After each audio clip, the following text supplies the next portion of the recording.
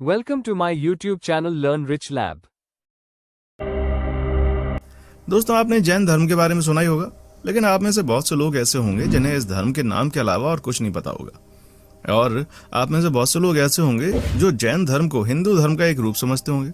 अगर हाँ, तो ऐसे सभी लोग इस वीडियो को बिना स्किप किए आखिर तक देखें, क्योंकि आज के इस वीडियो में हम आपको बताने जा रहे हैं आखिर जैन धर्म है क्या, ये कब शुरू हुआ, इसे किसने शुरू किया, वो क्या परिस्थितियां थीं जब इसकी उत्पत्ति हुई। आज के इस वीडियो में आप सब जानने वाले हैं। नए दर्शक चैनल को सब्सक्राइब कर लें। चलिए शुरू करते हैं आज का ये इन्फॉर्मेटिव वीडियो। दोस्तों, जैन धर्म केवल भारत ही नहीं बल्कि विश्व के प्रमुख धर्मों में से एक गिना जाता है। वैसे तो इसका उदय भारत में हुआ है, लेकिन इसके जितने अनुयायी भारत में रहते हैं उससे कहीं ज्यादा भारत के पड़ोसी देशों और दुनिया के अनेक हिस्सों में भी रहते हैं। ऐसा माना जाता है इसकी शुरुआत महावीर स्वामी के द्वारा हुई, लेकिन ये सच नहीं है, क्योंकि जैन धर्म की शुरुआत प्रथम तीर्थंकर भगवान श्री ऋषभ देव द्वारा हुई थी, जबकि महावीर स्वामी जैन धर्म के 24वें और आखिरी तीर्थंकर थे। दोस्तों, तीर्थंकर वो होते हैं जिन्होंने अपने जीवन में सभी ज्ञान या फिर यूं कहें कि मोक्ष को प्राप्त किया होता है। अब क्योंकि महावीर काल में इस धर्म का प्रचार और प्रसार सबसे ज्यादा हुआ, यही वजह है कि आज अधिकतर लोग भगवान महावीर को ही जैन धर्म का संस्थापक मानते हैं। भगवान महावीर जैसे जैसे मानव को मानवता का पाठ पढ़ाते गए, वैसे वैसे जैन धर्म का प्रचार होता गया। ये महावीर ही थे जिनके अथक प्रयासों और उनके द्वारा प्रवाहित ज्ञान की अविरल धाराओं से जैन धर्म का उदय हुआ। दोस्तों, आपने अहिंसा परमो धर्म का नारा तो सुना होगा। ये एक मंत्र है जो जैन धर्म से निकला है, और हिंसा न करना जैन धर्म का मूल सिद्धांत है। आपको जानकर हैरानी होगी कि इंसान और जानवर तो दूर की बात, ये धर्म आंख से ना दिखने वाले जीवों को भी मारने को सपोर्ट नहीं करता, बल्कि इसकी नजर में ये भी एक पाप है। यही वजह कि जैन धर्म के ज्यादातर अनुयायी आलू, गाजर, मूली, प्याज, लहसुन, अदरक, अरबी जैसे और शकंदर जैसी चीजों तक को हाथ नहीं लगाते। वो सिर्फ इसलिए क्योंकि ये सभी चीजें जमीन के अंदर से निकलती हैं, और जैन धर्म के अनुसार ये सभी चीजें एक इंद्रिय जीव कहलाते हैं जिनको मारना पाप। वापस आते हैं और जानते हैं कि अपने उदय के बाद जैन धर्म आगे कैसे पहुंचा। दोस्तों, 24वें तीर्थंकर महावीर के हाथों में आने से पहले जैन धर्म 23वें तीर्थंकर पार्श्वनाथ के हाथों से गुजरा, जिन्होंने इस धर्म को इसे नई दिशा दी। माना जाता है पार्श्वनाथ को झारखंड के समेत शिखर पर ज्ञान की प्राप्ति हुई, जिसके बाद पार्श्वनाथ ने 4 नियम दिए। इनमें चतुरायण धर्म भी इसको कहा जाता है, जिसे आप जैन धर्म का पुराना नाम कह सकते हैं। पार्श्वनाथ ने कुरीतियों से अलग हटकर ये कहा कि कभी भी हिंसा न करना, हमेशा सच बोलना, चोरी न करना और संपत्ति न रखना। पार्श्वनाथ के ये नियम सुनकर लाखों लोग उनके अनुयायी बनते गए, और इन नियमों का पालन अगले 250 वर्षों तक ऐसे होता रहा। लेकिन इस बीच धीरे धीरे वो समय आया जब पार्श्वनाथ द्वारा दिए गए 4 सिद्धांतों की अवहेलना शुरू हुई। कोई किसी नियम को नहीं मानता था, कोई किसी नियम को। लोग अपनी सहूलियत के हिसाब से नियमों का पालन करते, फिर अपने द्वारा नए नियम जोड़ने लगे। ये वही दौर था जब समूचे भारत में एक बार फिर रिचुअल्स यानी रीति रिवाजों ने अपने पैर पसारने शुरू किए। ये लोग धर्म से ज्यादा अंधविश्वास में विश्वास रखने लगे, और तभी जैन धर्म के 24वें तीर्थंकर महावीर स्वामी का जन्म हुआ, जिन्हें जैन धर्म का वास्तविक संस्थापक कहा जाता है। दोस्तों, 540 ईसा पूर्व में भगवान महावीर का जन्म आज के बिहार में हुआ। इनके पिता का नाम सिद्धार्थ था और माता का नाम त्रिशला। महावीर की पत्नी का नाम यशोदा था और उनकी एक पुत्री भी हुई जिसका नाम प्रियदर्शनी था।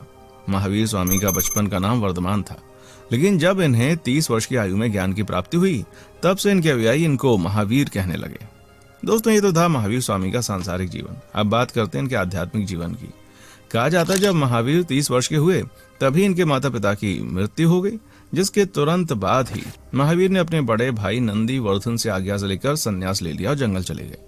वहां 12 वर्षों कठिन तपस्या करने के बाद महावीर को रिजुपालका नदी के किनारे और साल के पेड़ के नीचे ज्ञान की प्राप्ति हुई। ये वही जगह जो आज बिहार स्थित जैन धर्म के सबसे पूजनीय स्थलों में से एक है। ज्ञान प्राप्ति के बाद महावीर अपने अनुयायियों के साथ उपदेश पर निकल गए, और इन्होंने अपना पहला उपदेश राजिगार में दिया।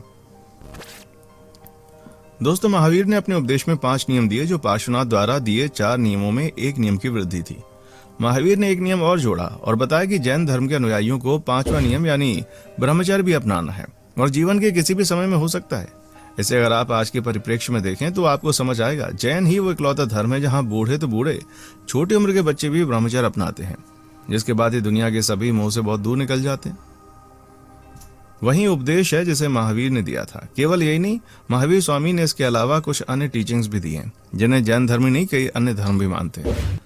दोस्तों, जैसे कि जैन धर्म में ईश्वर की कोई मान्यता नहीं है, यहाँ आत्मा की मान्यता है। महावीर स्वामी ने मूर्ति पूजा और कर्मकांड करने के लिए साफ साफ शब्दों में मना किया, जिसे उनके अनुयायी आज भी फॉलो करते हैं। महावीर स्वामी ने पुनर्जन्म पर विश्वास करने को कहा है, जिसका कारण है आत्मा जो कभी नहीं मरती। इन्हीं उपदेशों के साथ महावीर स्वामी जब 72 वर्ष के हुए तब साल 468 पूर्व बिहार की धरती पर उन्होंने अपनी आखिरी सांस ली और इस दुनिया को जैन धर्म सौंपकर चले गए। दोस्तों, महावीर के बाद इनके दो अनुयायी हुए, जिनमें से एक थे श्वेतांबर और दूसरे थे दिगंबर। सफेद कपड़े धारण करने वालों को श्वेतांबर कहते हैं, वस्त्र धारण न करने वालों को दिगंबर कहते हैं। दोनों की मान्यता अलग है, लेकिन दोनों की जड़ें एक हैं। इतिहासकार बताते हैं मौर्य काल में एक ऐसा समय आया जब 12 वर्षों का अकाल पड़ा। यही वो समय था जब श्वेतांबर अनुयायी दक्षिण की ओर चले गए, जबकि दिगंबर अपनी जगह पर रहे। इस तरह जैन धर्म समूचे भारत में फैल गया और जैसे जैसे जैन धर्म के अनुयायी आगे बढ़ते रहे, जैन धर्म का बोलबाला भारत के पड़ोसी देशों में होने लगा। दोस्तों, जब बात प्रचार और प्रसार की आती है, इनमें जैन धर्म के ग्रंथों का बड़ा योगदान है। आपको बता दें, जैन धर्म साहित्यिक रूप से बेहद धनी था। इसमें अनेकों धार्मिक ग्रंथ लिखे गए। ये संस्कृत के अलावा कई भाषाओं में लिखे गए हैं। इन डॉक्यूमेंट्स को आगम कहा जाता है, जिसमें महावीर से लेकर उनके अनुयायियों के उपदेश मौजूद हैं और परिशिष्ट पर्व, आचारांग सूत, कल्प सूत और भगवती सूत इस धर्म के सबसे प्रमुख ग्रंथों में से एक हैं। बात करें जैन धर्म से मिलने वाली शिक्षा की, तो इस धर्म में तपस्या और उपासना पर बहुत ज्यादा बल दिया जाता है। महावीर स्वामी ने आत्मा को वश में करने और उपयुक्त 5 नियमों का पालन करने के प्रयत्न में तपस्या और उपवास पर सबसे अधिक बल दिया। उन्होंने 2 प्रकार की तपस्या बताई, एक बाह्य, दूसरी आंतरिक। इस तपस्या में नम्रता, सेवा और स्वाध्याय का भाव शामिल है। बाह्य तपस्या करने से व्यक्ति में अच्छे विचारों का विकास होता है। महावीर ने तपस्या का सबसे सरल साधन उपवास बताया। इससे आत्मा और शरीर की शुद्धि होती है और मनुष्य को मोक्ष प्राप्त करने का मार्ग मिलता है। इस धर्म का अलग रूप है ये। जी हाँ, जैन धर्म में 3 रत्नों पर यकीन किया जाता है। पहला है सम्यक दर्शन। इस धर्म के अनुसार तीर्थंकरों और सिद्धांतों में विश्वास करना सम्यक दर्शन है। इससे जुड़ी सत्य की अनुभूति का सही दृष्टिकोण मिलता है। दूसरा है सम्यक ज्ञान। सम्यक ज्ञान धार्मिक सिद्धांतों को पूर्णतः सही रूप में समझने को मिलता है। तीसरा है सम्यक आचरण। इसका अर्थ है उन दुष्कर्मों से मुक्ति जो हानिकारक हो और ऐसे सत्कर्म करना जो कल्याणकारी हो। दोस्तों, ये वो धर्म है जो मन को हर समय शुद्ध करता है। यही वजह है कि जैन धर्म ने अपने आचरण की शुद्धता पर बल दिया। अहिंसा, अस्तेय, अपरिग्रह, सत्य आदि 5 महाव्रतों को जीवन का आवश्यक कर्तव्य बतलाया। और ये कहना बिल्कुल भी गलत नहीं होगा कि जैन धर्म उन धर्मों में से एक है जिसकी वजह से भारतीय संस्कृति में मानवतावादी विचारधारा का प्रसार हुआ। जैन धर्म ने जाति प्रथा और ऊंच नीच के भेदभाव का हमेशा विरोध किया। सामाजिक समानता पर बल दिया। यही कारण रहा कि जैन धर्म के उदय के चलते ही हिंदू धर्म में प्रचलित जाति प्रथा के बंधन ढीले पड़े और ब्राह्मणों के प्रभुत्व में कमी आई। ये वो भी धर्म है जिसने समाज में अहिंसा और कठोर संयम का प्रसार किया। जी हाँ, अहिंसा परमो धर्म के वास्तविक जन्मदाता जैन है और इसी सिद्धांत के चलते वो भारतीय समाज का हिस्सा बन गए, जैसे आज और हम देख रहे हैं। दोस्तों, जैन धर्म ने भारतीय कला के विकास में महत्वपूर्ण योगदान दिया है। जैनों ने अनेक मंदिरों, स्तूपों, मठों, गुफाओं और मूर्तियों का निर्माण करवाया। जैनों ने अनेक गुफाओं का भी निर्माण करवाया, जिनमें उदयगिरी और एलोरा की गुफाएं बहुत ही महत्वपूर्ण हैं। मध्य प्रदेश में खजुराहो के जैन मंदिर, कठियावाड़ की गिरनार तथा पालीताना की पहाड़ियों पर बने जैन मंदिर, रणकपुर तथा पारसनाथ के मंदिर, ये सभी स्ट्रक्चर जैनी कला के शीर्ष उदाहरण हैं। ये नहीं, राजस्थान में आबू पर्वत पर बने देलवाड़ा के जैन मंदिर वास्तुकला के दृष्टिकोण से अत्यंत उच्च कोटि के माने गए हैं। और मैसूर के श्रवण बेलगोला से गोमतेश्वर की मूर्ति के तो क्या ही कहने, जिसकी खूबसूरती का हर कोई दीवाना हो जाएगा। समाज सेवा के क्षेत्र में देखें तो जैन धर्म ने समाज को अनेकों हॉस्पिटल, धर्मशाला, स्कूल, कॉलेज और ऑर्फनेज दिए हैं। इससे समाज पर अच्छा प्रभाव पड़ा और लोगों ने दीन दुखियों, अनाथों, असहायों आदि की सहायता करने और उनको दान देने की प्रवृत्ति को बढ़ावा मिला। इसी तरह नारी शक्ति के लिए हमेशा धर्म आगे रहा है। इसके लिए महावीर स्वामी ने खुद नारियों की दशा सुधारने पर बल दिया।